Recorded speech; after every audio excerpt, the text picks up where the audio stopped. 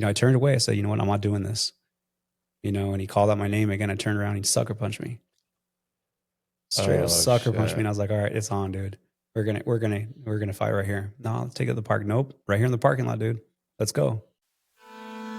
Welcome to Becoming Epic, the podcast for the ones who were counted out, the ones who've been knocked down more times than they can count, but still get back up one more time. This isn't for the perfect. This is for the underdogs, the misfits with big hearts, the ones chasing purpose, not permission. Here, we don't just talk about success. We talk about grit, discipline, heart. We talk about the courage it takes to rebuild yourself when no one is clapping. Because becoming epic, it's not a destination. It's a decision made daily. So if you're tired of the average, the excuses, the same old story, you're in the right place. I'm your host, Adam Berezowsky, and this is Becoming Epic. Let's wake the warrior in you, and let's fucking go.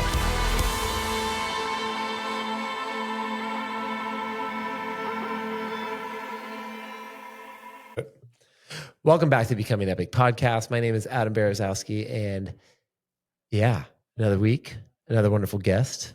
Pumped to have this amazing, handsome, suave man here. So this week I got Eric. How do you say your last? Delos Santos. Delos Santos. I can't say it like that. How do you say it? Delos Santos. Delos Santos.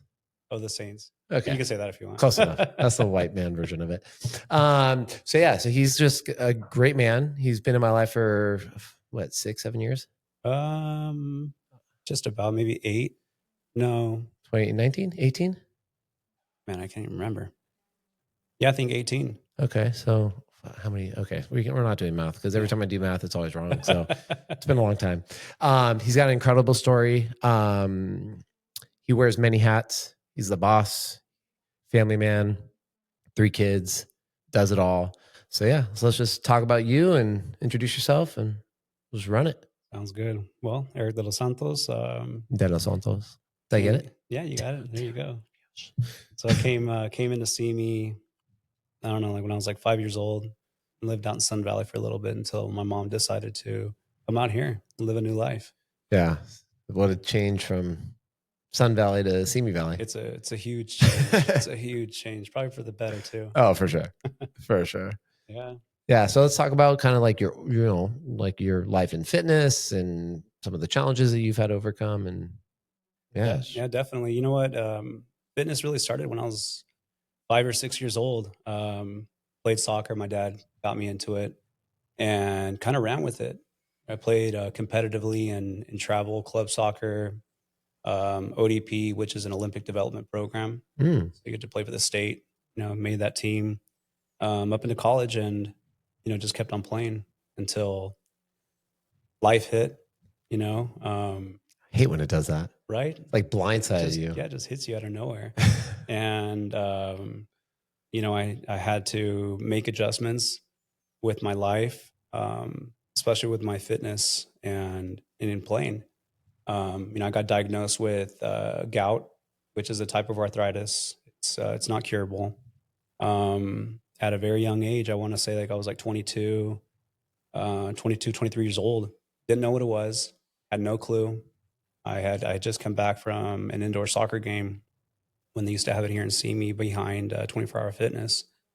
And I remember that court. Yeah, right behind there. Court, field, whatever. Yeah, same thing. Yeah. And next day I went to work and my foot was just killing me. I thought maybe I got stomped on or I twisted my foot, my toe or something. So a week later, went to the doctors and ran some tests and like, oh yeah, you got gout. What is that? And they're like, well, it's something that typically older men get. But because you played soccer for so long, it's also hereditary. You probably just got the genetics of it. Wow. And you were how old? 22? Yeah, 22 years old. Wow. Yeah. What a crazy thing to get diagnosed at that young of an age. Yeah, I know it was scary, a little scary, just because it really took me out of my game. And after that point, things just got worse and worse with gout. Started hitting my, at first it hit my big toe, and then it went into my ankles, my knees, my hands, my wrist, my elbows. So it just, became this little butterfly effect. So now how do they diagnose that? Like, how do they test for gout? Is it like a blood test and it's just like Yeah. in the blood? Okay. Yeah. So they did a palate test on me. And they look for your uric acid levels. Mm, And if you have some high uric acid levels, then that's when they know what it is. interesting. Yeah. And it's essentially it's just a uncurable arthritis. Correct. Yeah. And you've been doing that for a long time. Yeah. 20 years. More than 20 years. So now, like, how did that affect like your future with like soccer? Because I'm assuming soccer was a huge part of your life. Yeah. No, soccer's always been a big part of my life. It just took me out of the game completely just because of the injury. It was always I was getting these gout flare ups. Um, at first, it was like almost maybe 3 times a year, and it would just attack the toe. So I couldn't wear shoes. I'd had to wear like slippers to work. Um, Damn. so but aside from that, um, aside from gout, it was more on the injuries that I got. I I have like 3 broken ankles, a torn Achilles, both of my tendons and my MCLs, and both my knees have been torn. So With your recent knee surgery that you had. yeah, I Yeah. just recently had that. That's the second time too on my right knee that I had it. And is all these like from like essentially from the diagnosis of gout, or is this just It's wear and tear. okay? Yeah, so it's wear and tear, but because of the wear and tear, the gout will now attack those areas. Mm, So not just not just from injuries, but a big part of it is what you eat. It's yeah. what you intake. It's what your body intakes. Because with meat, say the red meat is one of the biggest things that causes the gout flare ups. So Wow. the purines from the red meat, um, whatever my body just doesn't want to process it correctly. So my kidneys, my liver doesn't process that type of food. And it's not just red meats, it's fish, it's too much water intake, it's alcohol. Oh my God. So it's a lot of different things, even stress. Yeah, I can see Stress that. will even flare it up. Well, stress is like the cortisol is just like once that shit goes out of whack, everything else goes out of whack. Yeah. So now, like, what changes have you made? Like, obviously, this is 20 years worth of it, but like, Mm-hmm. like dealing with this on a day to day basis, right? Assuming you're in pain Mm-hmm. all the time. Yeah. I mean, but you've done Spartan races, half marathons. What else have you done? 5Ks. Because you haven't done a full marathon, right? No, not Yeah. yet. That's on the bucket list. Sick. Ain't no gout's gonna stop him. Nope, not at all. Well, it might be the death of him, but it definitely ain't gonna stop him. No, not at all. Yeah, because that's definitely a challenge to deal. Because I know generally it flares up feet is like because it's probably the most worn out Exactly. muscle, ankles, knees. Yeah. I know since you've been in my life, I don't know. Yeah, we've navigated our way through injuries and stuff. So like food wise, like what's your like I would say go to anti-gout protocol? Super simple. Just chicken, white fish like tilapia, rice, potatoes, greens. And that all kind of started from here. It all started from making the changes. When I did the challenges, measuring my food, just eating the right stuff. Now, is there like a consistency when you are eating that way and doing those things that you're not in pain? Yes. Interesting. Yeah. So now, like, I know it's probably going to be difficult to just navigate life all the time like that because, red meat, I mean, to most it's essential, right? And to like how to navigate that for like the long term has got to be pretty difficult to.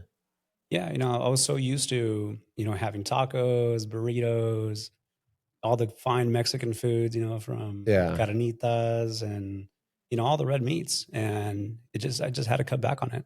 I didn't really have a choice. Yeah. Because if I did eat it, then I just had to be very mindful. So I can still eat, a lot of the things, pretty much everything, and I can still drink, but I just, I can't have, a 12 pack. I can't have 50 shots. I can't, eat red meat every single day. Yeah. And if I do, if I do have red meat, like say, twice out of the week, I got to make sure I take my medication. Yeah. Um, like it's kind of like what's the risk versus the reward, right? Yeah. Like eating crappy or even drinking and then dealing with a week, a month of a flare up. Because how long do these flare ups usually last? About 2 weeks. Wow. Yeah. Yes. It depends on the flare up. If I can trigger um, the gout flare up coming in, then right away I'll take the medication. And then by say 2 days later, it'll go away. Okay. Now is this a medication that you only take for the flare ups, or is this something that you're on consistently? No, it's only for the flare ups. Okay. Yeah. I was taking a medication. It's called Urlaric, and that was supposed to lower my uric acid levels. But come to find out, it just didn't do anything for me. So then with all the things that you've done outside of soccer with like Spartan races and things like that, like how have you been able to run through all that with this type of pain, or is it just running in pain? It's just running in pain. Damn. It's running in pain. It's, I remember a while back, Lacey had, I was doing a spin class with her, and she talked about going into a pain cave, going into this pain cave, and you lose focus of what's hurting you, and you focus on the goal, so it's like, I just, flip the switch, and I wouldn't, worry about it. I wouldn't deal with it. I wouldn't think about it. Yeah. And I would just, keep pushing. Yeah. I think like where most people, like our bodies are meant, like once we feel pain, we're meant to like turn away and protect ourselves. Right. And it's like in endurance athletes, we do the exact opposite. Oh, yeah. We're like, we're going to the pain cave. Like we forcefully just go and do it. And like, I think that's where, when people get started in exercise and they're like, oh, ouch, this hurts, like the physical pain, like what's one thing that you continue to tell yourself to continue this? Cause you still work out, you still go to the gym, you're very active, you're a coach, you're a foreman for a construction company, like you do a lot of things. Like how do you deal with that every day? Like, is it like, cause that's some form of a mentality, right? Cause it's like there's certain people that are like, I have to versus I get to, right? Like I get to run. So that's why I do it.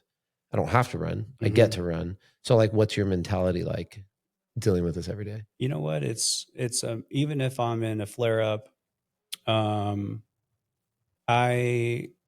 one thing for me that I've always, strived upon is just, blocking out that pain, whether it be in the gym, whether it be on the field. It's just, I just don't think about it. And I think one of the biggest things that kind of helps me push past the pain is, thinking about my kids. If I don't go to work, I don't get paid. And I always had to tell myself that. Yeah. And I think like, I don't know, kids are like a weird motivation, right? Because it's like, we always say like, oh, I'm willing to die for our kids. But then it's like, who's willing to like actually live for their children, right? And it's, you can use them as like a good motivation to be like, yes, like I want to lead this way. I want to support them. I want to do all that stuff. But it's like, if they were in your shoes, like what would you tell them if they're like, I can't go on like this. I can't go to work. I'm in this pain. Like how would you essentially lead them? And that, like, that's basically how you're leading yourself. Yeah. Right. Because you're doing it for your kids in that sense. Right. Because they are your motivation. It's, man, it's kind of difficult to say just because the way that I was raised, ever since I was a kid, by my dad. My dad always told me this one thing. It was like, if it doesn't bleed, it doesn't hurt. And I've always told myself that. And it's probably been my biggest downfall as well, because I don't pay attention to the pain. I really don't. And I just block it out. But with my kids, I tell them like, you know what, you have a goal in life. And if you want to succeed, or if you want to keep pushing, or whatever the case is, you got to strive no matter what, because you're always going to deal with pain in life. You're always going to deal with people who are bullying you. You're always going to deal with that one manager who's on your back all the time. and you just have to turn it off. Yeah. You have to turn your cheek and focus on what's important to you. You know, what is your goal? And I also want to say, you know, from what I've learned here is finding your why. And that's one thing that I learned with doing the Spartan races. Yeah. Is finding your why. And my why is always been trying to stay healthy. Because if I can't stay healthy, then I can't move. Yeah. You know, because it paralyzes your body. Yeah. It really does. And that's one of my biggest fears in life. Is becoming paralyzed. You know, I saw some crazy things, playing soccer, kids, you know, getting knocked out unconscious. I remember a time where I was in a tournament, high school tournament, and two kids went up for a header and they knocked heads. One kid fell to the floor and didn't get back up. Ended up passing away. Oh, no shit. Yeah. Wow. Passed away. And, you know, that was a big hit for me. A big hit for me. And, you know, at that point, it just, this fear always got into my head about, you know, becoming paralyzed. Cause I always, you know, I want to become old and still play with my kids. And, you know, if I become a grandparent at one point, I want to be able to move with them and, you know, play ball with them, whatever it is, Yeah. you know? Yeah. I think, you know, having experiences like that, because like as we grow up, like we're like immortal, like we're invincible, we could do anything, right? Yeah. And then it's some of us grow out of that, some of us don't. Yeah. You know, like I feel like a lot of us here still feel that way. Like I don't know, I'm like a 17-year-old child trapped in a 40-year-old man's body, right? It's like mentally, I know I could do it all. Yeah. Physically now it's like questionable. But I think that's huge. And like, you know, and this is again why I like facing hard things like facing hard things and going through and physically doing them like Spartan race and things like that. Cause it teaches you, like, it is the perfect epitome of like what life is, right? Cause life, you're running a little bit, it's all happy and crazy. And then all of a sudden you have to like climb the super steep hill and there's a big wall or a barbed wire crawl or, you know, some crazy thing you got to do. And these obstacles are thrown at you in life. And the success rate when you purposely do hard things head on, when hard things happen to you, you're more likely to be successful than not. Right. Of course. And so like in your case, like, yeah, that's a huge fear, right? Paralyzation and given ankles and knees and all the issues that you've had, and you're young, 43. We're very young over here, forever. Yeah. And this is the Simi Valley out Fountain of Youth or the Rocketdyne radiation, whatever. Yeah. You know, but like it's because like in the end, it's not stopping you. No. Right. Because like you having that fear, you're still going after the things you want. Right. You're still racing. You know, I think, well, you did a Spartan race, what, last year? I think it was actually this year. Was it this year? Yeah, I went up to Monterey. Oh, that's right. Yeah, Yeah, I did May or that. June, something like that. It was in April or May. Something like that. Yeah. Yeah. Yeah, which is insane, right? Because somebody who's like would, in my opinion, who doesn't work out, who's dealing with this stuff, like wouldn't even think of doing that. They're like, I'm going to play everything safe to like preserve. Yeah. And you're doing the exact opposite. Yeah. But then in the end, because you're exercising, you're working out, you're building bone density, you're building muscle mass, you're, you know, your endurance, you're running, you're doing all the things that, like, I'm sure most people will be like, bro, you need to stop. Right. Yeah. And you're still overcoming so much. Right. You know, and I think like with kids, because we can only do what we feel is right to lead them. But finding your why is probably the biggest, most important driving factor in anything in your life. Yeah. Right. You know, and I think that that's very, as in your leadership, it's probably the best thing you could do and how you can teach your kids. So now as a parent, because, you know, I think more men should talk about like this, because you have, what are your kids? 2 boys and a girl? Got 2 boys and a girl, yeah. What age ranges? My oldest is 19. My middle one, my daughter, she's 13. And my youngest is 8. Yeah. Okay. So yeah, I have an 8-year-old. Um, because I think like, especially being like a single dad, right? It's like men are supposed to show up in a certain way for our kids, right? Masculine, tough kids, and like, you know, and I want to live, like I want to live for my child. Right. And I think that like, you know, and that looks a certain way. Mm-hmm. Right. Cause yes, I would push my kid out of the way in front of a speeding train. I'd take a bullet for my kid. I'd do all that. Right. But I also want to show my kid like how to live, Yeah. you know, and like what it should, in my opinion, be to live a healthy life. Mm-hmm. Right. Like I occasionally indulge in cocktails a couple times a year. You know, I work out all the time. My whole life is around exercise and fitness and all that stuff. Quality time is huge, you know, Very. you know, being, you know, giving attention, because time is flying by. Yes, it is. You know, I call this the post-COVID hypersphere of time, because it's just like since 2020, like it's just been like, I'm still waiting for 2020 to happen and we're in 2025. So what, as a dad, like what type of, like outside of fitness and other things, like how else like do you lead your kids? You know what? With school, I always tell them school is very important. You know, I try to do homework with them as much as I can, help them out. You know, my daughter, she has she's not ADHD, but borderline, and she deals with anxiety. And so she has trouble with, you know, certain subjects. So I try to be there for her as much as I can. You know, helping her with her homework projects, whatever it is. With my son, you know, he's a big soccer player.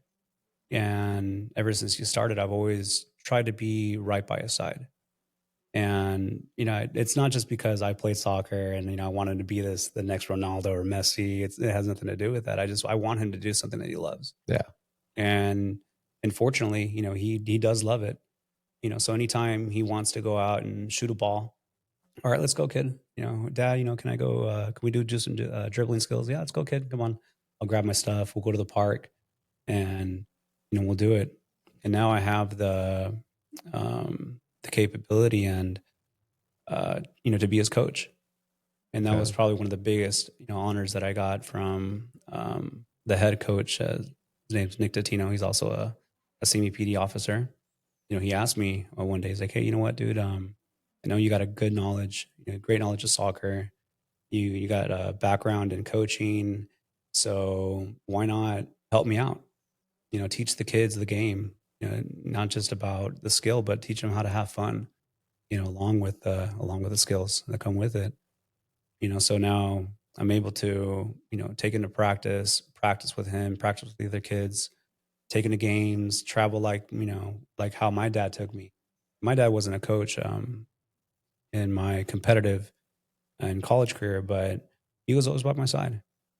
And I think that's one of the biggest things that kind of drives me to be a dad is, you know, always being by your kid's side no matter what.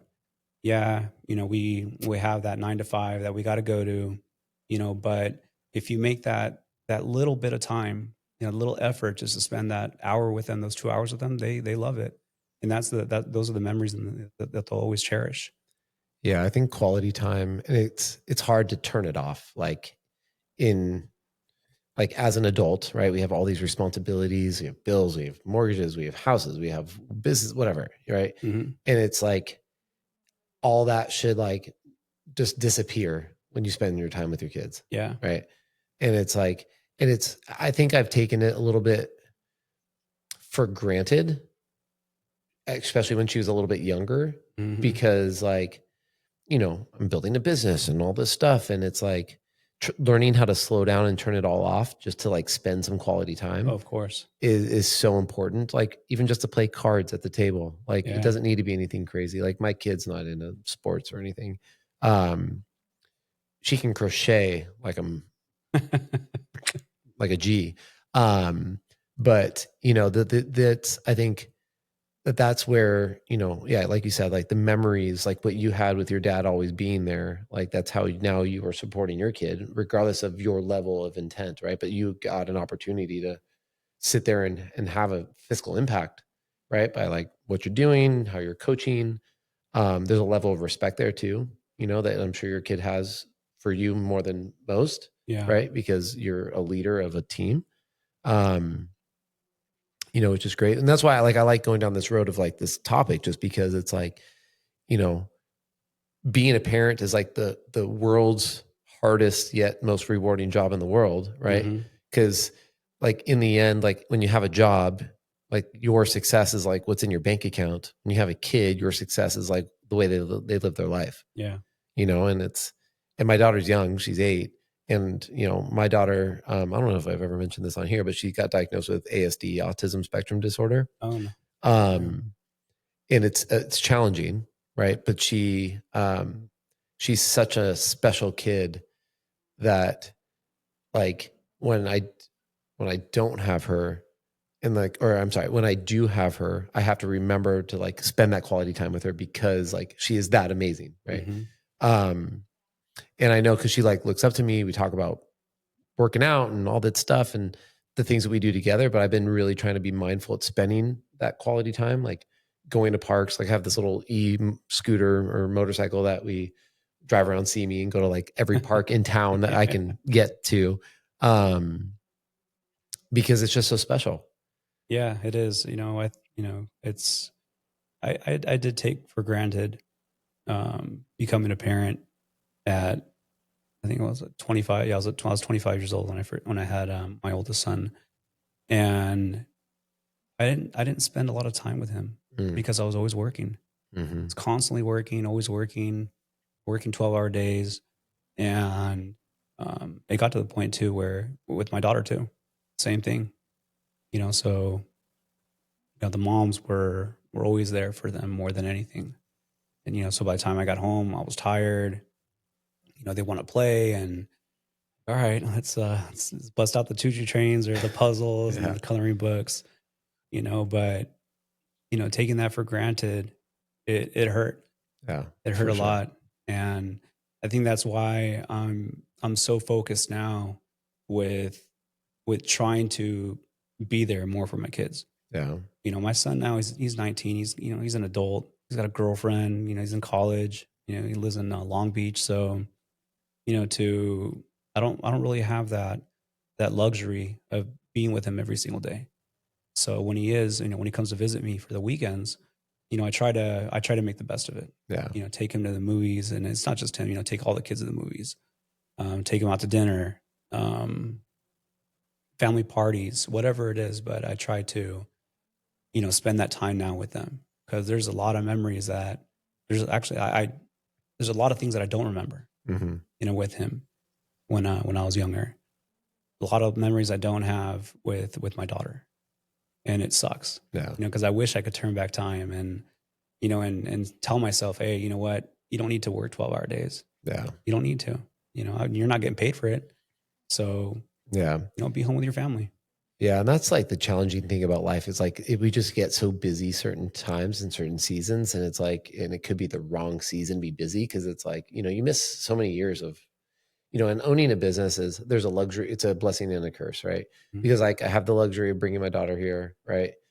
And she sees that she's in my element, like, but then like, I don't really spend time with her. Right. Cause she might be in my presence, but it's like, I'm consistently dealing with clients or doing whatever. And, and like, in the times that she is here outside of like my normal business hours, like we try to do, I'm trying to do more with her. Right. Because in the younger years, like the 3, 4, 5s, like it was just like grind. Right. And then it's like, and in the end for what? Like, yeah, you can build some really cool stuff, but it's like, I want to have that freedom. And I think that's like the biggest thing that I'm striving for. It has really nothing to do about like what's in my pocket. It's the quality of the time that I have to spend. Yeah. Because, time is the most priceless thing on earth. Oh yeah. Because you cannot, once it's gone, you can't get it back. You can always make more money. You can always work more hours. You could always do all this other stuff. Right. But you cannot get the time that is already gone. And, um, and I don't think she realizes that I feel like this, right? Because it's like, it's just her normal life. This is what she's always known, right? I've been an entrepreneur for 25 years, but like, I don't want to be when she's 18, 19, 20, right? Because like, I always want to be the person that I'm hoping to be the person that she always wants to hang out with. Right. I'm hoping to always be that 17-year-old kid, no matter how old I get. Oh, yeah. Yeah. Because there's like the level of like professionalism and like dads that like are so masculine that like my role is to like provide for the family and the mother is to care for the family and all that stuff. And like I don't want that. Like I want to be like, I want to have those special times with my daughter. And, and like how to integrate that. Right. And so like, yeah, either changing my work hours or having more flexibility and, and I've had to make some changes. And I think we all do to accept that and to like make that work. Because if it was up to me without my child, I'd be working all day long. Like I love it. Like, like it's like I work my passion and, among other things, but then like my favorite job is being a dad. Yeah. There's no doubt. Like I would drop everything here to go have to do anything I need to do for my daughter. 100%. And, and I don't want that time to fly by anymore. And I think like deep down, like my why is to live for my child, not to die for my child. Right. And to provide what it is like to, live a somewhat healthy life. Yeah. Right. Because sometimes what I do is too extreme for most, which is fine. I want her to find her path on her own without me, with just like by me doing what I'm doing to guide her. Yeah. Right. My kid is everything. God, I love her. Yeah. She's a good one. Excuse my French, but she's fucking crazy, but man, they're all crazy in their own little ways. Yeah. They're crazy in their own little ways. Yeah. But it's like kids are different these days. Like it's definitely like the post technology era. Yeah. Versus like the way we had it as kids, like all these new AI videos that are popping up, like, hey, welcome back to the 90s. Like when like we had to wait by a phone, like by a corded phone to get phone calls. You don't know who's calling, right? Versus like, they're like, yeah, remember we used to go to Blockbuster on Friday nights and go to pizza and Pizza Hut and all that stuff. I'm like, yeah, I do. Like it brings back all the feels, right? Yeah. But it looks so different because now it's like YouTube and TikTok and, whatever else. And like, I don't know, what's those stupid little toy animals that everybody's all crazy about? Oh God, those like little devil. Yeah, like the new age Beanie Babies. That's basically what they are. Fubu's, no. Oh God, I can't think of the name. Whatever, it doesn't matter. Yeah. But yeah, because like in the end, again, it's that quality time and finding things that like my daughter likes and not just having her do things that I like. Because like there was a long time where I was like, my daughter's going to do everything that I want to do because it's fun to me. Right. Yeah. And like, she likes all the stuff that I like, but like, I want to do the things that she likes. Yeah. And so, and I think that's a hard pill to be like, all right, like it's a weird transition in my head of like, okay, I got to do the things that my daughter likes. Right. And that's the selfish version of me, but whatever.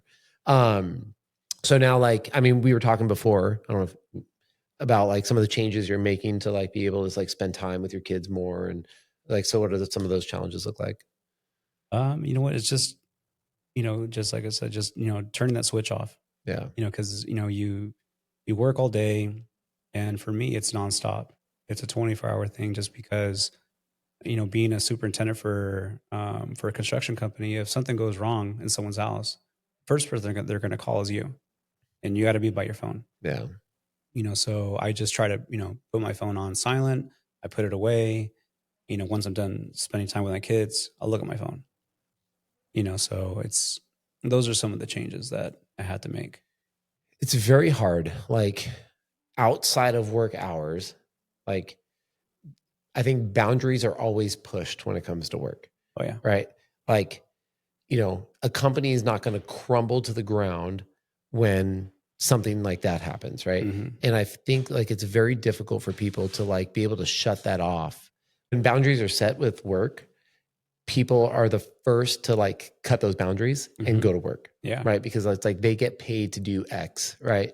And it's like, it's very difficult because I deal with this every day. They're like, okay, well, I work I was talking to somebody the other day. I was like, we have like 36 classes. We offer 36 classes a week. Mm-hmm. So it's 36 different hours out of the week that we offer classes. Right. Right. And they're like, well, we don't have the time, or I don't have the time to do it. I'm like, out of all the times that I offer, there's not one time in those 36 hours out of the week that you can turn it off Mm-hmm. and focus on yourself. Yeah. Like, why is that job so important that's going to overtake and overpower your health? And it's not. Yeah. It really isn't. But it's like, we have that. It's like, oh, they pay my paycheck. So it's like, I'm embedded to them. Mm-hmm. Right. And it's like, it's a weird work culture now, when before it was like, once you were off, it was like, this is family time. This is life. Right. Yeah. But then there's a lot of workplaces that don't allow those boundaries to happen. They're like, okay, because Eric is this role, right? Something happens. Yes, I don't care that Eric's at dinner with his family. I'm going to call him because the house is burning down, right? Yeah. And then the expectation of for you to just drop what you're doing and do it, right? But I also believe that most people in their head, that is the expectation, when in the reality, that's not really what happens, Right. right? Because it's like, if you decide to like not do anything and wait till tomorrow to do it, like, are they going to ream you out for not spending time with your family? Right. Like, that, to me, that doesn't make any sense. Yeah. Fortunately with this, the company that I'm at, they won't do that to you. Yeah. They won't ream you out. They understand that, once your time is up, working, yeah, you can spend time with your family. Just email them, to send them a text message, call them, let them know that you got their message and that you'll take care of it the next morning. Yeah. Because there's really nothing you can do at that point in time. You're not going to drive 2 hours away Totally to go shut their water off or, cover their house. Yeah. They're just going to have to deal with it. Yeah. And I understand like there's certain like emergencies, right? But it's like, as the owner of a business, right? I'm not going to call my manager if my place got broken into to go deal with it. Yeah. Like, I own the business. Right. I'm going to go deal with that. Yeah. Right. So I'm going to have to drop. I'm the one that pays the rent. I'm the one that does all that stuff. And I know that like certain business owners don't know those boundaries, but it's like, again, that time is so important for the people that are working for you, like, to like have their freedom. Mm-hmm. And it's so important. It like, is. And it's like, I don't understand that whole mentality. And again, I don't think it's the company. I think it's the people, right? That like, oh, if I do this, I might get fired. And especially here in California, it's like, you can get fired for anything, but you could sue for anything also anyway. But then I think money is stretched so thin here that it's like, that's the fear, is that I'm going to go above and beyond and risk everything else in my personal life to then live like this, which is, I don't know, not the case. I don't know. I'm just kind of ranting on. So yeah. So like, what other challenges? Let's talk about, some of the things like any other things that you've had to overcome in your journey. And well, I've always dealt with anxiety issues since I was a kid. Really don't know where it started or how it started. Probably, just being that the different kid in school, being bullied, breaking up with, girlfriends and whatnot. I tend to overthink a lot. I overthink a ton, and I'm like, I just go down a rabbit hole, start thinking outside the box of what about this? What about that? And it's always been an issue in my life. And even till now, even now I still deal with anxiety issues. And I think that's one of the reasons why I stuck so dear to soccer. Soccer, it's not just, for me, it was always a dream for me to become a professional soccer player, just like any other, little kid that plays a sport. But at one point in my life, I figured out that, or it just felt that, as soon as I stepped on the pitch, everything turned off. Everything went away. The breaking up with the girlfriend, the kid that bullied you, whatever it was, as soon as I got on the field, that's all I focused on. And as I got older, I started to develop what I call a tunnel vision. Playing on the field, if I wanted to direct a pass to a kid that was like 50 yards away, all I had to do was just focus on that part. But soccer really took that anxiety, that feeling that I had, it really took it away. And after I was playing college, um, summer of my sophomore year, I went to go play for an adult league, and I shattered my tibia playing, so I couldn't play the following year. I had to Damn. redshirt, and trying to get back on the field again, it was super hard. It was really hard to get back into it, because now you had to train 10 times harder to overcome the injury. Now you got to go to physical therapy. You got to do all these things, and I couldn't do it. I don't know what it was that where I couldn't get back into it again. So, um, I I I kind of just stopped playing. Yeah. I stopped playing, and um, I kind of just I gave up. And I started to party a lot. I started to go clubbing a lot. Drinking a lot. I tried going back into play. I started playing indoor again at in Camarillo. I think I was in my later 20s, because that's when that was right before I had my daughter. Um, and during one of the games, I ended up rupturing my Achilles. Jesus. And at that time I was working in construction. I had my own business, so I was a subcontractor for a bunch of different contractors, and I couldn't go to work. I was literally in a boot. I couldn't even have the surgery either. The doctors gave me the option. They're like, well, if you're playing competitively, if you plan on playing college or professionally, then yeah, go ahead and have the surgery, spend $15,000. Yeah, I didn't have that kind of money back then. Yeah.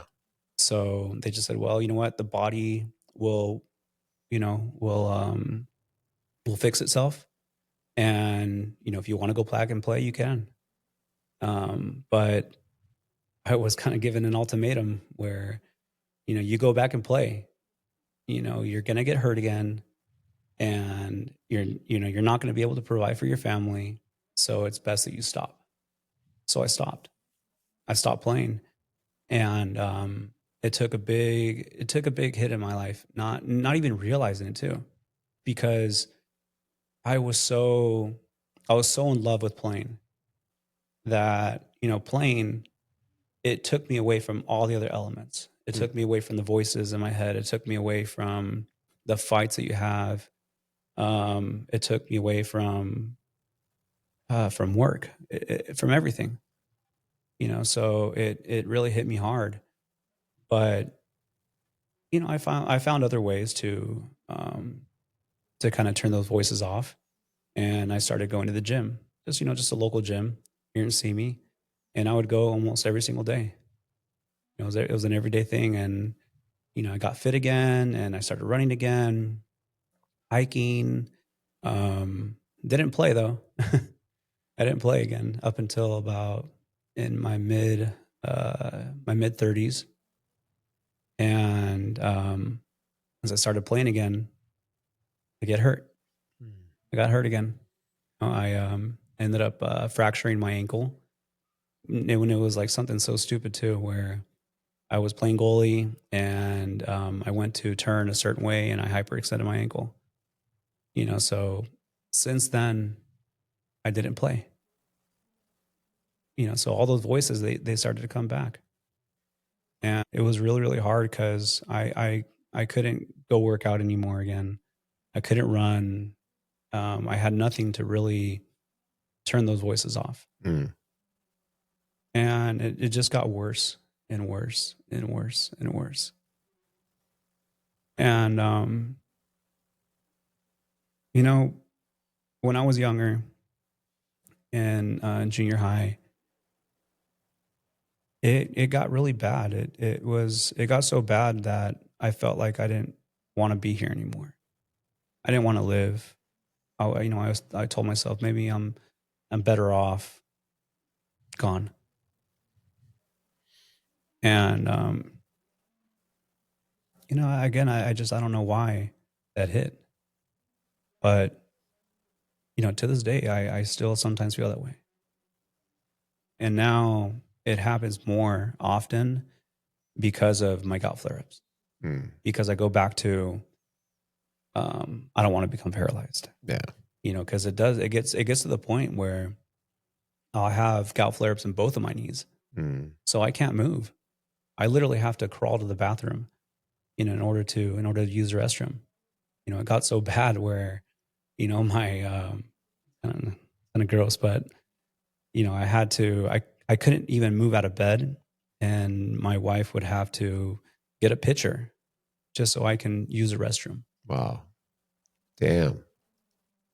Now, was this was pre-Epic? This is pre-Epic. Okay.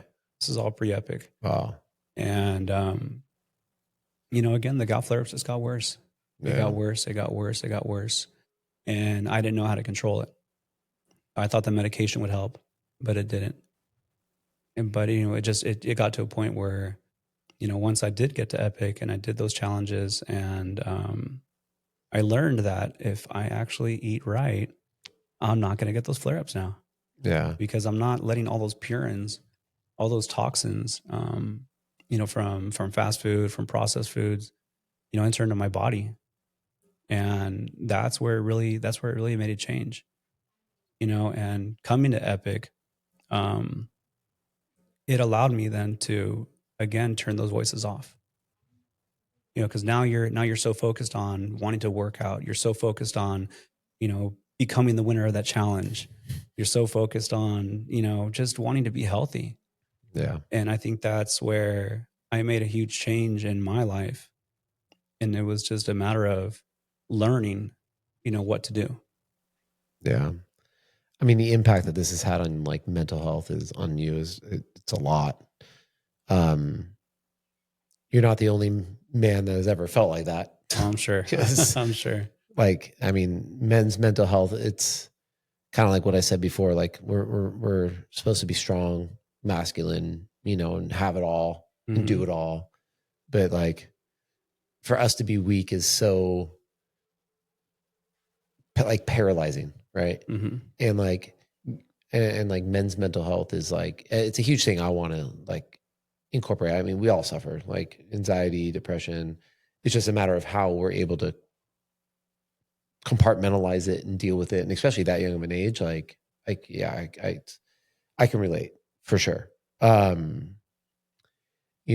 like, I think it's something that this country has a huge problem on their hands because of the just level of stress. And like, I mean, and it's not even the external stress. It's your body's stress. Yeah. It's like your physical stress. So it's something that you're living with daily. Yeah. That like, essentially you can control to a point, right? Like, yeah, you can eat perfect. You can not eat the things that you flare up. And then like your quality of life, it's like imbalance, right? And yeah, and being able to shut those voices off in your head and like go through that, it's the hardest thing I think a man can do. Oh yeah. On top of being a parent. Oh yeah. Because you were still a parent, I'm sure, through all this time. Yeah. You were how old when you had your first? 22, 3? 25. 25? Yeah, 25. Yeah. I mean, that's huge.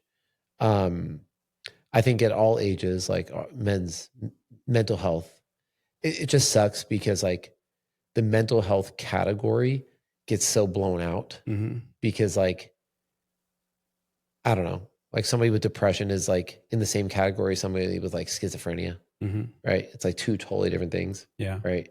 But it's like still mental health issues. Yeah. Right. And yeah, I mean, there's a huge problem that needs to be solved, and I don't even know how to solve it. Besides, community is huge. Oh, big time. Who you surround yourself with. Yeah. Because when you saw that class before, there's 50 people in a room all jamming, it takes you out of your head. It does. I think in my case, that's why I work so much, is just because I don't want to be alone with myself. even though it's weird because I'm here alone a lot throughout the day when normal people are at work, but it's like learning how to escape yourself. Yeah. But then it's like, you don't need to do that forever. Like you need to like face yourself and find the things and the tools that are useful to you. Which, you have. Soccer is not one of them anymore, unfortunately. Well, actually it is. Oh, yeah, it is. Well, I guess as a coach. Well, not just that. So I actually started playing indoor again. Oh, no shit. Yeah, I just started playing indoor again. I started last week. Oh, awesome. Hell yeah. So it's it put a big smile on my face. Heck yeah. Knowing that I'm able to still keep up with some young kids, kids that are playing college. The majority of the guys there, they're all around my age. Anywhere between 35 to 50 years old. Local? Yeah, they're all local. It's over here at the Seaman Wall. Oh, at Next. Yes, Next. Fucking Christian. Yeah, he's a G. I love him. Yeah, Christian's a good guy. He built my bus. Oh, really? Oh, he's on the build your bus? Oh. Yeah. I'll have to tell him because we actually have a game tonight. Hell yeah. So as soon as this podcast's over, I'm going to go. Okay. Save some goals. Okay, cool. We're on time crunch. No, we're not. Don't worry about it. It's up until 9:15. So, but, yeah, it's, you talked about community, and I think that's probably one of the biggest things I miss the most about Epic. When I first started coming here, I didn't realize, how big of a family this place is. You get hurt, and everyone's just always asking you, hey, how's your shoulder doing? It's still bugging me, but I'm still here. And so it felt good, and I had to say I really miss that. Yeah. Because you don't get that at the local gym. No one cares. No one cares that you're hurting. They're all focused. They're all worried about themselves. Yeah. But here, when I first started doing the Spartans, the Spartan races, you got into this Spartan family. It was weird. Yeah. You do the races and everyone's helping you out. If you can't do the monkey bars, they'll hold your legs while you just, go from bar to bar, climbing the walls. If you can't do it, they'll give you a boost. So I think that's one of the biggest reasons why I loved doing the races. Yeah. Because it was a family thing. It was a family community. You want to finish a race, you want to get your medal. But again, it's the people who, that you're surrounding yourself with, that they really do care. Yeah. They really do care. And not to say that, your family doesn't care about, your, about what's going on with you, but, you come to the gym every single day and everyone's always asking about you. Yeah. Hey, I heard you had your surgery. How is it? It went good. Yeah. Here I am. I know, limping in with your knee brace a month or two ago that you were doing. Yeah, there's, I said it. What did I say tonight? It was like, my family's my family, but these are my people. Yeah. Right. Because like my family doesn't get my lifestyle. They think I'm batshit crazy. They question everything I do. Oh yeah. They're like, oh, why are you doing that? That's doing too much. This and that, blah, blah, blah, blah, blah. But it's like, nobody says any of that here. They're like, oh, awesome. You just ran 40 miles for your birthday. That's awesome. Instead of like, you're crazy. Like, yeah. I know I'm fucking crazy. Like, you don't need to tell me again how crazy I am. Yeah. And I think, community is again, I talk so much about community, I think in probably every freaking episode, but it's so relevant in every aspect of growth, right? Because if you don't feel supported, because like your family doesn't know how to support you, like they might think they do. And like, there's a way to show up for family, but like, there's people here that know way more about me than my actual family does. Yeah. And it's like, and they know how to show up. They know how to talk. They know how to like hype you up. Right. Just like you said, like I can already name at least one person I know who's always going to ask you, little Jill with the hat, she's like always the first person like, oh my God, I heard you. Okay. Like, and like, we'll go out of her way to like text you and things like that. And like, there's certain people in my family that do that, but like as a family as a whole, like not a lot of people do that. And so I think, finding the community is so important. And even if it's scary, because like, again, being new, walking into a room with 50 people that are like smiling and happy when you feel like shit and miserable about yourself, like it's intimidating. It is. It was very intimidating, coming in for the first time, and I didn't know what to expect. I knew it was going to be, a circuit training, work your butt off, and you're going to sweat. You might throw up in the bathroom after a workout. A couple times. Yeah, a couple times it's happened. And, but during that, during the workouts, everyone's pushing you. Yeah. Everyone's giving you high fives, after you do a workout or after a station. Yeah, good job, good job. And, again, that's something that I really miss. Yeah. You mentioned that, family, family's always going to support you one way or another, because they're family. Mm-hmm. But, you build a bond, with certain people, and they also become family. Well, I always say, like, I call it a fear bond, right? Like when you do something, I have two kind of stories. One, Spartan, right? You do a Spartan together, you have that memory for life. You ran it together, you finished together, you do all the hard things, right? I got robbed at gunpoint. When I was 17 years old, and like I was wrong place, wrong time. Got robbed at gunpoint, but like me and the few friends that were together at the time when we all got robbed, like we have that connection. Like I don't talk to any of them anymore, which is fine. But I know that if we did, we were always connected at that.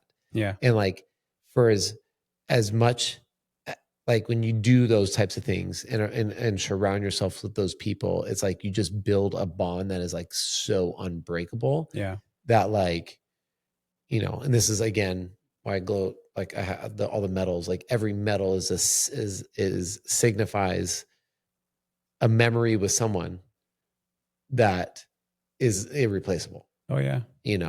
And like, somebody who suffers from anxiety and depression, same thing. Life's questionable, right? Like nothing is better than that 50-cent medal hanging on the wall with those memories, right? With the people that we grind with every day. Yeah. Because here you're epic, outside you're your life, right? And what you do in here should make out there better, right? But it's because of the people here or the people in your tribe or your community, wherever that may be, should add that type of value. Yeah. That's why it's like, if there's one thing when people are like, oh, what makes your gym so different? I'm like, well, you can go get a good workout anywhere. As long as you put in the effort, you can make any workout great, right?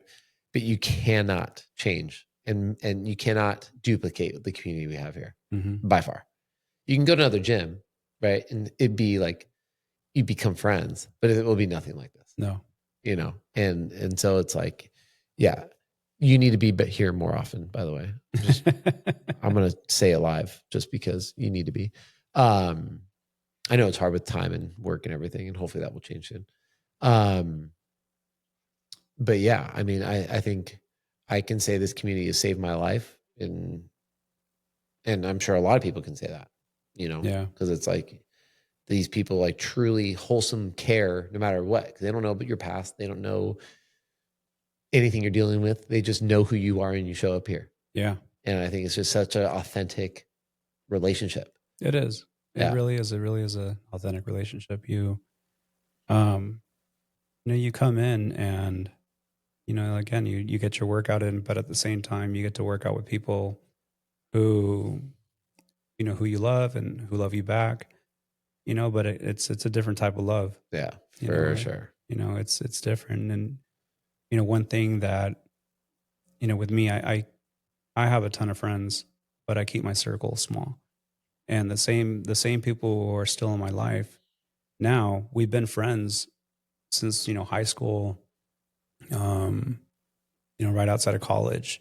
And those people, they will stay in my life, because they do care. Yeah. You have some, yeah. But if you say, hey, let's go run a Spartan race on Saturday, would they be down? Hell no. There's one guy, the one dude I will say he's batshit crazy like I am. All right, cool. He will. Those are the dudes that keep in your corner. Yeah, he's not today. Yeah, this guy though, man, he is. I've been friends with him since I was 14, since my freshman year. And the only reason we kind of bonded was because we dressed the same, we acted the same, we liked the same music.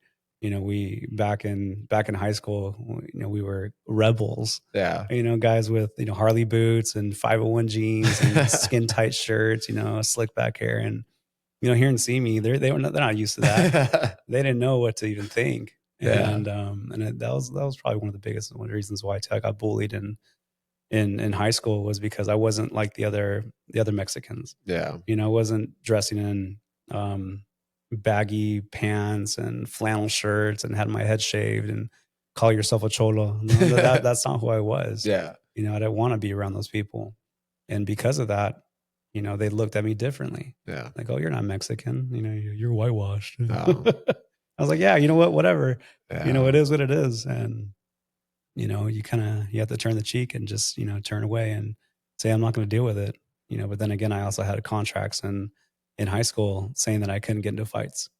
You know, oh yeah, in high school playing soccer. Oh, is it because of playing soccer? Gotcha. Yeah. So any sport that you play in high school, you have to sign a contract. Gotcha. You're not gonna do drugs. You're not gonna get into fights. Yeah. You know, if you do, then you're gonna get suspended. You know, or you'll get suspended from games. You know, and I didn't want to do that. And you know, soccer was my life. Yeah. You know, so I just, you know, they would, you know, say something bad about you, and I would just turn around and be like, no, you know, I'm not gonna deal with it. Yeah. And it wasn't until I think was it my senior year or my junior year, where this one guy just wouldn't let go. He'd pushing my buttons. And, you know, I turned away. I said, you know what, I'm not doing this. You know, and he called out my name again. I turned around and he sucker punched me. Straight up sucker punched me. And I was like, all right, it's on, dude. We're gonna fight right here. No, let's take it to the park. Nope. Right here in the parking lot, dude. Let's go. You know, so beat the shit out of him bad. And you know, obviously the school found out, principal found out, and the principal was a huge soccer fan. You know, so he heard the story, what happened, and he's like, you know what, Eric, I'm sorry, dude, I got to do this. You know, I know you're a great soccer player. I love you to death. You know, you're one of the best on the team. You know, but I'm gonna do you a favor. He's like, I'm only gonna suspend you one game, and you're gonna be in school suspension. So then that way, you know, it doesn't take you away from practice. He's like, I'm gonna let you practice, but you know, rules are rules. Yeah. But funny thing is that after that, you know, all the cholos, all the other, you know, Mexicans or Latinos, they all had a respect for me after that point. Yeah. They all knew I wasn't this chicken shit, you know, kid who was just going to turn away every single time. Hell yeah. You know, and I finally, you know, I don't want to say gained my respect, but they didn't look at me different anymore. Yeah. You know, a lot of people didn't look at me different anymore. They didn't look at me as this, you know, as this kid who was a rebel with, you know, plucked eyebrows and a pretty boy look. It was bad, Adam. It was bad. My eyebrows were better than most girls. But now you got to send me the picture for B-roll so I can share it on the podcast. Man. Yeah. I got a couple pictures for you. Yeah. I got a couple, man. I'm not proud of it, but dude, you know, if you look back at yourself in high school and you're like, dude, I'm proud of all aspects of it. Yeah. It's all bullshit. Yeah. It is. Because that's like the most, between like 8th grade and, you know, I would say like junior year, it's like all you're doing is growing, you're figuring your shit out. Like, yeah, you are going through weird phases. Yeah, you do. You go through all those phases in life, you know? Yeah. You know, but it was a fun time. Yeah. It was good. Yeah. No, it's good. Well, you've overcome a lot, dude. And like, I'm proud of you. You know, I mean, I definitely look up to you for a lot of reasons because, you know, you're a good dad. Thank you. You sacrifice a lot of yourself for your kids, which is great. You know, there is a found respect that I do have because I do feel like I'm very selfish in a lot of ways as a parent, just because like I want to lead my daughter a little bit differently.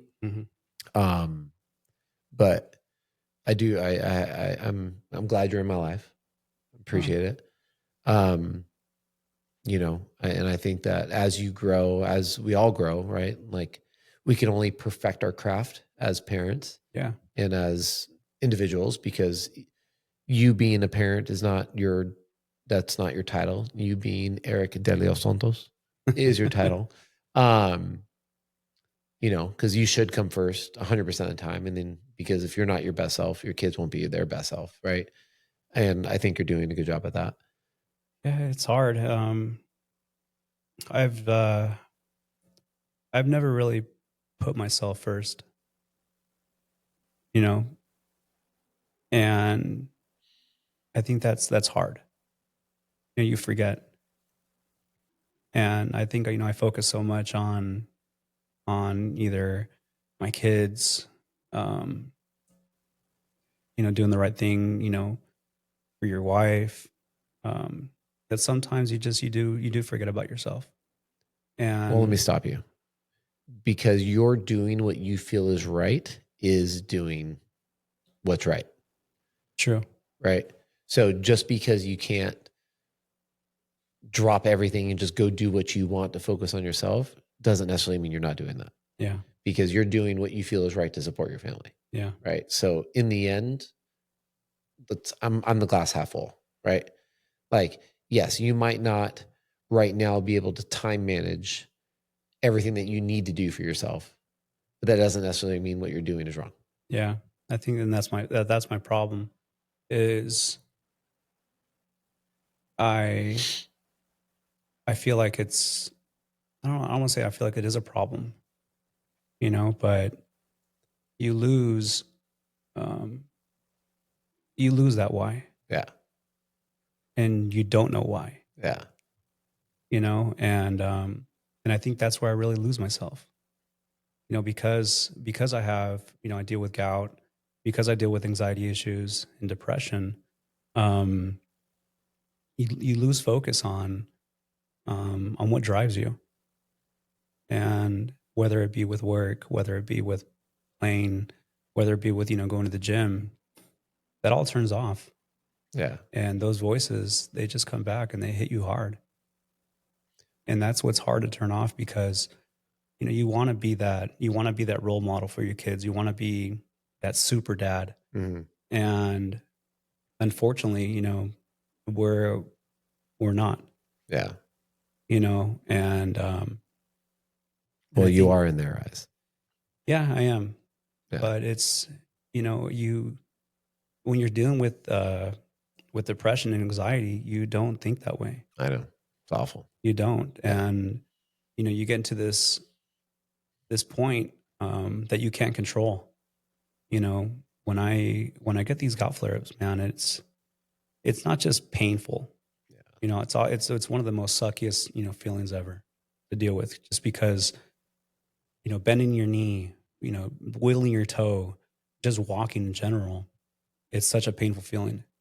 And it gets to the point where you're just like, just cut off my leg. Yeah. I don't care. Like, put me in a stub and, call me Captain Hook, and, and, I've seen a lot of people run marathons in prosthetic legs. I've seen it too. I've seen it at the Spartan races, people with no legs. Yeah. And they're doing it. I know. They're doing it. But it's when I'm alone and the kids don't see super dad, they don't see that depression in you. Like, that's like when you're away from everybody and everything, that's when it just hits you even harder. Yeah. And that's what I can't turn off. Can I have you look at something in a different way? Yeah. So your why before could have been what you've hit. Mm-hmm. And as you progress through life, your why changes. Yeah. Right. It does. The problem is that most people achieve what they set out to accomplish. Right. And then they just continue. Mm-hmm. They don't rework the system. Yeah. Right. It's like redoing your why. Like, what is your purpose now? Right. Because eventually, like, your kids aren't going to be dependent on you. Mm-mm. Right. Your why is going to be different then. Right. Your why was different when you were pre-kids. Right. Your why was like, I'm going to be a professional soccer player. Right. All those visions, all those dreams, all those things that happen. And I think, like, this is something I do. Like, I'll say, like, I do the work on myself is because, like, my why is consistently changing. Like I have my purpose, right? Of like being a great role model for my peers, my daughter, my everything. But, you know, like we go through life accomplishing things that we don't really realize we're accomplishing. And then like the what's next leaves us in that black hole, because it's like, you know, I call it, like when I run marathons, like it's called the post-race depression. Yeah. Like you accomplish a big goal and it's this magical moment, and it's the lights, the sounds, the medals, all the, you know, the bullshit. And then it's all the quiet. Yeah. Which is in like, fuck, is awful. It awful. is. You know, and like through my divorce, went through that, like, you know, I've hit some extreme lows, like, yeah. But like you have to like rework the system, like as if you're starting over. Yeah, it right? is. I never really thought of it that way. Yeah, because you have your whys, you have your dreams, you have these goals, and once you've hit all of them, so, it's like, now what? Now what? After the last challenge, I lost so much weight, I got so fit, and when I wasn't able to come to Epic anymore, I had to kind of find a new purpose. And I think now, the purpose is now, to not just, obviously be a dad and keep being a dad and try to be the super dad, but now I'm able to kind of, not kind of, but I'm able to give my knowledge back to the community. Yeah. Give it back to these kids. And I think that's where I kind of, I forget what my why is. Yeah. Because now it's not about me anymore. Yeah. It's about, about these kids. Yeah. And I think that's where I'm still trying to figure out what that why is again, because I now it's not about, getting the six pack. It's not about hitting PRs. It's not about looking good. It's about, for me, it's about how am I able to turn these voices off? Yeah. How am I able to walk into a place and, and just get back into the zone? And it's hard. Yeah. It's really, really hard when you're dealing with a gout flare up. You try to look past the pain. You try to look past everything along with it. And there's days like where I'm able to look past it. But then there's other days where I can't control it. I can't turn it off. Yeah. And I think like the hardest part, because if you take everything that you just said, turn it around on you, right? Like, because in the sense we're all chasing freedom, right? Freedom of pain, freedom of time, freedom of whatever, right? But it's like, what does it look like to you now, right? Like, what is that freedom? Because yes, like your ability to like give back to others, I think is huge, right? When you need to give back to yourself, because you can't give back to anybody else without giving back to yourself. Yeah. Right. It's kind of saying like, hey, I'm going to train you to run a marathon, but I've never ran a marathon. Yeah. Like that makes no sense, And so like, I think again, I have this really cool work sheet about finding your why and like what it is. Cause there's like, it's like, I think it's like the 5 whys. I think it is. It's like, when you're asking yourself, like, what is my goal? Right. Like say your goal right now is to be pain-free for 6 months. Right. I mean, that's probably a long shot, right, for you. But like, say 6 weeks, your goal is to be pain-free. Right. And why? Like, why would that be essential? Okay. Yeah. And you say, I want to be pain-free because I'm, I want to go back to the gym. I want to, I want to feel good. I want to wake up, no pain. I want to be able to go to the bathroom. Like the essentials. Right. And then why? And then you answer that question. And you ask why. So you get into like your 5th why. I think it's the 5 whys. And by then you start to unpeel the onion of like going deeper. Right. And that's with every goal. It's not just like with what you're dealing with. It's with everything. Right. And then that way you can compartmentalize like, because there's a lot of people that have like accomplished big things and they're like, okay, like the what's next, right? And then then you start to dig in and like, what is the why? Like people just start cruising through life and then end up exactly where you were 6-7 years ago, just older, right? In the same position. And it's a lot easier said than done. Of course. Yeah. Because, it's not like I do the 5 whys every day. I definitely practice it, but it's something that needs to be continued so you don't go far back down. Because I think the rabbit hole is like, it's going to happen. Yeah. Right. It's just a matter of how deep you get. Yeah, no, it is. You mentioned about being pain-free for 6 months, being pain-free in general. I tried out, I was like a guinea pig for a medication for gout. Yeah, so you get, it was this drug called Krystexxa made by Amgen, and it wasn't a cure for gout, but it was a cure to be pain-free for a longer period of time. So when I went to the doctors and because I was dealing with my knee issues, they had mentioned it. Yeah, you know what? Maybe you can try this.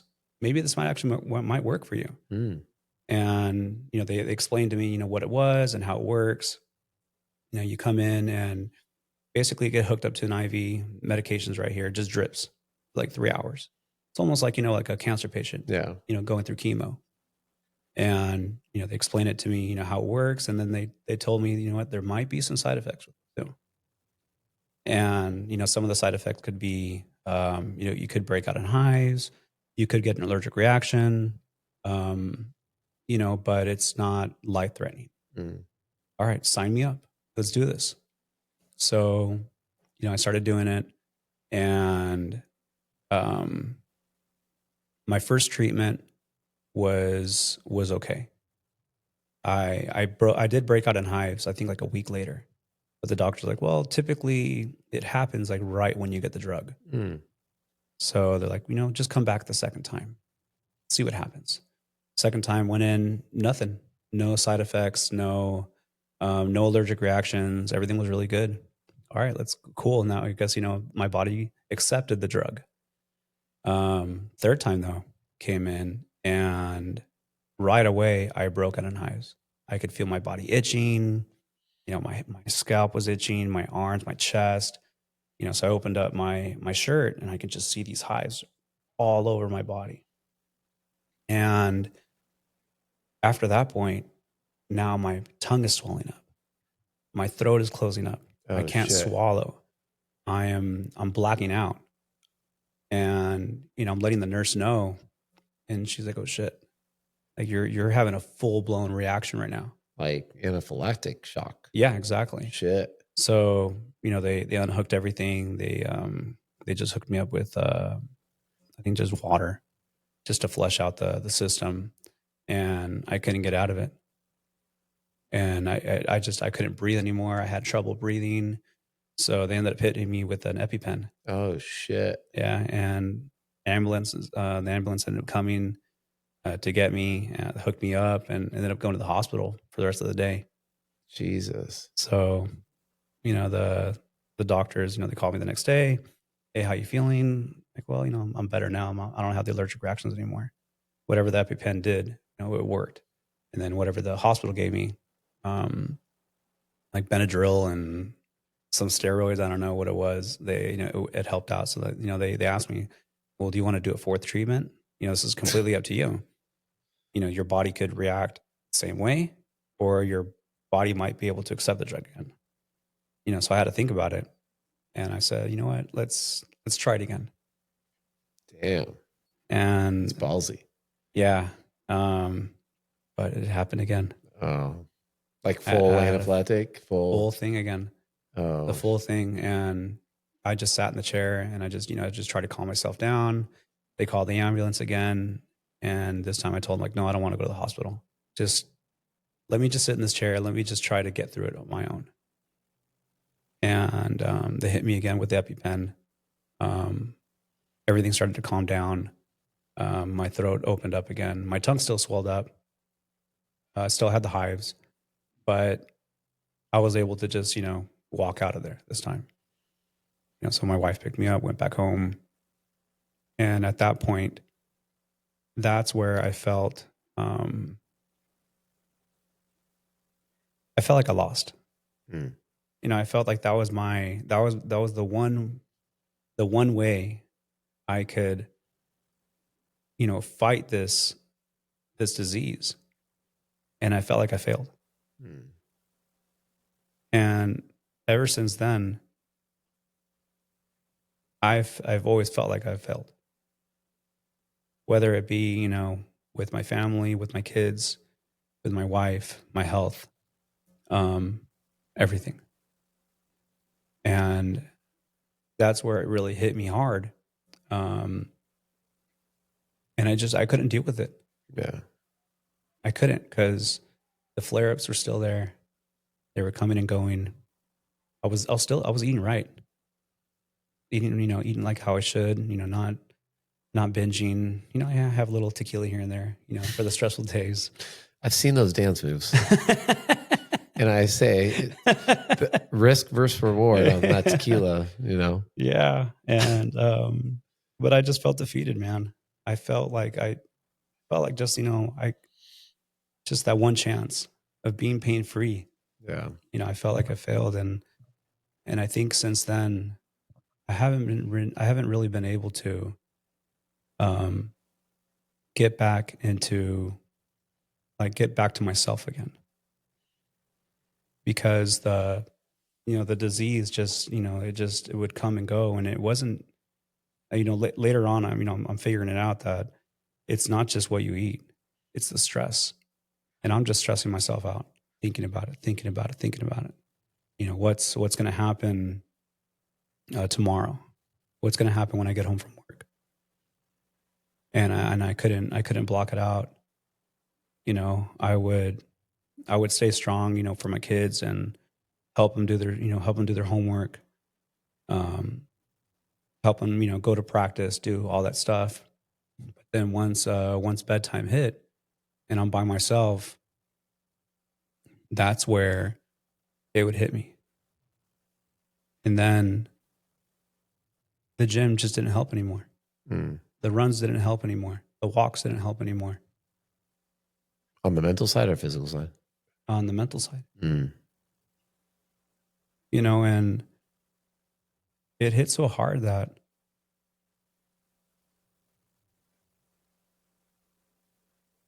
that I didn't want to be here anymore.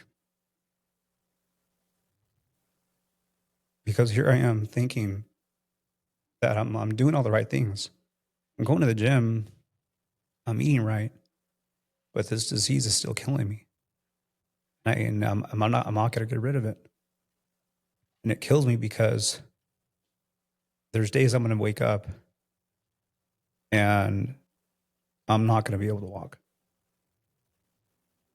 There's days I'm going to wake up. I'm not going to be able to use my hands. I'm not going to be able to use the tools. Drive. I can't even drive because of it. And I started going down this rabbit hole. Thinking about 10 years from now, what's going to happen? Where am I going to be able to take my kid to practice? Am I going to be able to, kick the ball around with him? Am I going to be able to, dance with my daughter? Take her to a quinceañera, walk her down the aisle. All those different things. And just everything just kind of takes over. And, it sucked. Because even though I had the people in my life, checking on me, making sure I'm all right, it wasn't enough. It wasn't enough where, kids asking if I'm okay, friends calling me if I'm okay, my wife asking if I'm all right. None of that mattered, when it should. But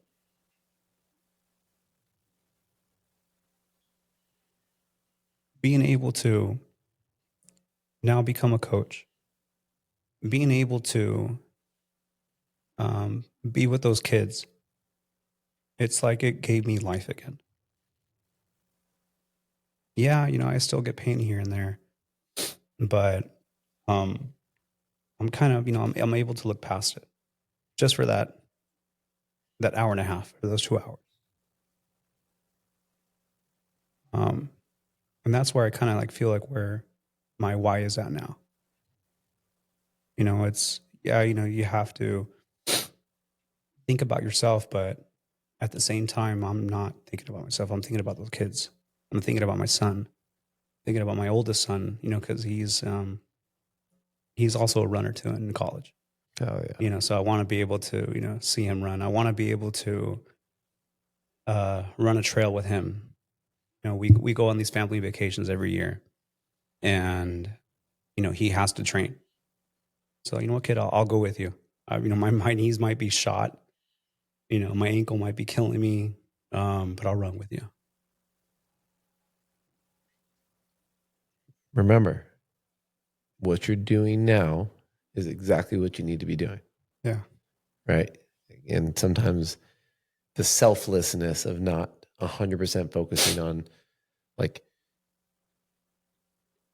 you, it actually might be even better for the fact that you aren't, because your focus is off of yourself and the things that you're dealing with. And it's only, and you're using your kids in the sense for that development. Yeah. Yeah. Yeah. It's, you use that.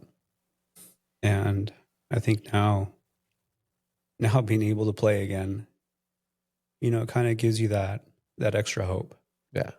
Because it wasn't, right now I'm in the point of my life where I'm obviously not going to become a professional soccer player. You never know. No, you never know. But never know. It just feels good to get back on the pitch and just tell yourself like, damn, I can still do it. Yeah. Aside from the pain, aside from the injuries that I've had, I'm still able to keep up with these kids. I'm still able to keep up with the adults. I'm still able to dive and shoot a ball, pass a ball, whatever it is. Yeah. But a lot of that has to do with recovery, after my last knee surgery. But I really feel like it's the kids, because they make you feel like a kid again. You get to play around with them. They're like these little kids they're like your kids now. Yeah, for sure. And I love that, because they all, hey, Coach Eric, how are you? Thank you for teaching me this move. And then the parents, they're also very supportive too. That's one thing I got to say, is that our group of parents, and we're badasses. Hell yeah. We're always, we always have each other's backs. And that's like it's a new family. Yeah. Because that's the family that kind of checks on you too. Yeah. Aside from when I was coming to Epic, and everyone kind of checking on me. As soon as I come into practice, I'm rolling in with my cart with all my gear. Coach Eric, you need me to help you? Like, no, I got this. It's okay. Yeah. I'll never forget, because I played soccer for like a hot second. But like the coach that always had the bag of balls over their shoulder. Yeah. The net. Yeah. Yeah. For sure. Yeah, that's me. I come with a bag full of balls and the net, the bibs, the cones, the poles, everything. Oh yeah. So the kids, they'll still help you even if you say no. Yeah. I'll just take the balls. It's okay. Yeah, but they just want to knock around the ball. They just want the balls. So, but it's definitely been a journey. Yeah. I can definitely say I really didn't think I was going to live, past a certain age. I didn't think I was going to live long enough to have kids. And there's days where it hits where I still don't think I'll live long enough to see my grandkids. But I look past the pain, and I just keep pushing forward. It's like my dad said, if it doesn't bleed, it don't hurt. I don't tell my kid that though, because it's I don't want him to ever think that. It kind of fucked me up in the head. But Yeah, but I think this just goes to show you that people are dealing with battles that others know nothing about. Yeah. And men are the best at hiding that. We are. Yeah. Because I didn't know half the stuff that you're going through. You know, I mean, I know like a lot of your story, but like when it comes down to, you know, just how dark it gets, like I didn't know that. And, you know, I appreciate you being vulnerable and sharing that with me. And it takes balls to be a man and do that. You know, and it's hard because like we're all fighting these endless battles, right? But it's like, and they're all hard, but every hard is just different, you know. But in the end, it's still fucking hard. Yeah. And don't let what's the semicolon of your life, because you know the semicolon like represents that your story never ends. Because I think if you continue down the road of just finding the answers, you'll find them, right? And you'll find the right tools necessary. It's just, you can't let the darkness get too dark. Yeah. Because then it's hard to get out of that. It is. Like really fucking hard. Yeah, it is. It can be. Yeah. It could definitely be hard. I think that now, I just try to think about, my kids now, where they're at now in their life, and just, try to be the best that I can to them. Yeah. And then, that's what kind of just pushes me more than anything. Yeah. And that's unfortunately like where you say like, I fake it till I make it. Right. Yeah. And like, you got to suppress it. Yeah. But then like, I'm a huge fan of the glass is always half full. It's never half empty. Right. And so it's like, mindset is 100% key, because the more you put out, the more you receive, both good and evil. And if you continue to seek and see the positive in every aspect of this journey, because it's for you, it's a lifelong journey. It's, and to some, like people hear gout and they think it's just like foot pain, right? They don't understand the actual like the impact of somebody's life. So I learned a lot tonight about that, and so, and just know that there's a lot of people in your corner reaching, rooting for you a lot, because my goal obviously is, when you showed up here, you did Spartan races, you did all that stuff, and to like here you want to run a marathon, like we'll get you there. Yeah, I know it will. Yeah, it's just, and it's gonna look different than somebody else's, right? You're not gonna be first place. No, I don't even want to be first place. Most of the people, if you're second, they give up because they know you're not going to win. Yeah, fuck that. I want to finish. I want my participation medal. So yeah, but just know like what you're doing is you're as dark as it seems, you're doing what's right. You just got to get clear on the why you're doing it. Yeah. And understanding it of why it's happening the way that it is versus like, I need to put myself first. I need to go to the gym. I need to do all this stuff. Right. When that's not what it is anymore. It's not what it is anymore. Yeah. Yeah. So it's just being the best dad that you can be, and be the best person to yourself. Yeah. Because like, if you want to be the best dad, be the best version, be the best to yourself by far. Yeah. Well, let's get you play soccer. I love talking to you. This has been great, but yeah, let's get you playing soccer. Let's put that smile on your face. I appreciate you. You do. I mean, thank you for opening up. I think a lot of people can get a lot of value out of this just because, mental health, being a parent of 3 kids and having, a lot of responsibility and a husband and a man of honor, I guess I'll say. Just know that I appreciate you. And I know a lot of appreciate you. Man. Yeah. And we're in this shit together, and it's hard. I need to be better. I want to do a men's night, like a men's let's just go hang out and do something. I thought about doing rock climbing. It's indoor, super fun, super chill. A lot of fun. Yeah. I just got to plan it. Somebody reminded me tonight to do it. I was like, okay, I got to do it because it's essential. I think like having men, especially growing men, like in the sense that people just like, you're not just set in your ways. You want to be better. You want to become epic. Epic. Yeah. and I think surrounding yourself with people like that will help you greatly. Definitely. And which you are, Yeah. so I'm not saying you're not, but I need to do better at that too. Yeah, we all do. Yeah. We all do. We can always become 1% better. So Yeah. Every day. yeah. 1%. On that note, 1%. I love you all. This is Eric. He's got a great story. He's a good man. See you in the next episode.